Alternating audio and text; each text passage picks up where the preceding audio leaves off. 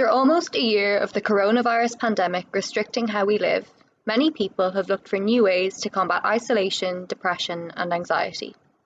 Gardening and horticulture therapy has become an increasingly popular way for people to connect with nature, socialise with others, and develop new skills, with several charities across the UK providing organised garden therapy groups. Thrive is one such charity. Thrive has been using therapeutic horticulture and gardening for over 40 years to help change the lives of people with disabilities, or those who are isolated or vulnerable. Thrive has 3 locations across the UK, one in Reading, one in Birmingham, and another in London's Battersea Park. We spoke to Mark Lang about the work Thrive does.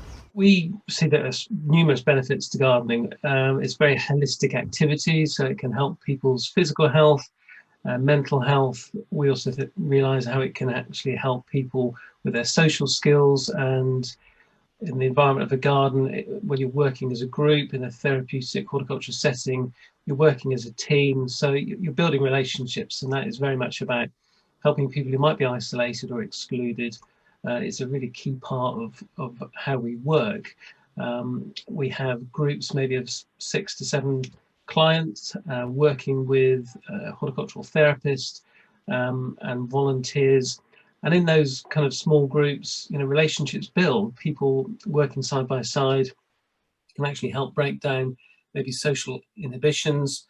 And over time, what we often see is that people who maybe who are slightly quiet and maybe want to stick with themselves, gradually integrate, and relationships build, friendships build, and it becomes actually a really important part of their social life.